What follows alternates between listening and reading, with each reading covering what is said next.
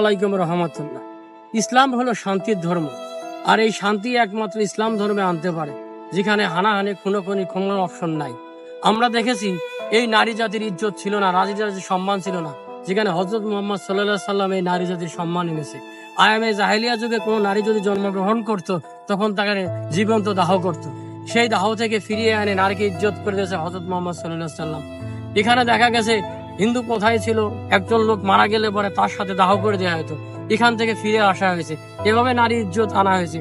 নারীকে বলেছে তুমি আব্রুতে থাকো, নারীকে বলেছে তুমি সংসারের কাজ লিপ্ত থাকো, নারীকে বলছে তুমি বাইরে কাজ করলে পর্দায় কাজ করো।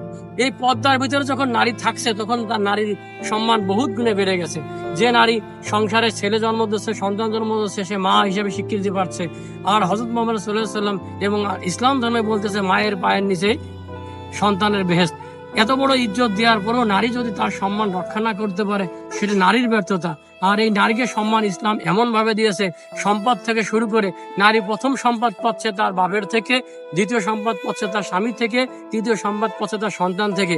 তাহলে নারীকে এখানেও সম্পদ দিয়েও ইজ্জত করা হয়েছে।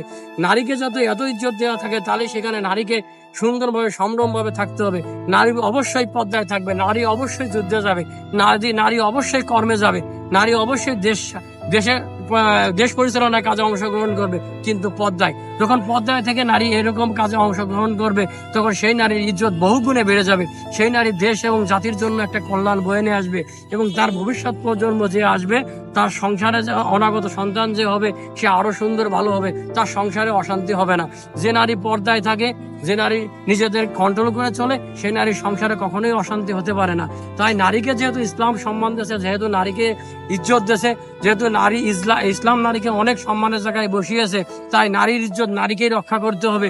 বেআব্রু না হয়ে পর্দায় থেকে নারী সমস্ত কাজ করতে পারে। আর নারী যখন পর্দায় থাকবে, তখন দেশের সমাজের সমস্ত লোক তাকে ইজ্জত করবে, সম্মান করবে।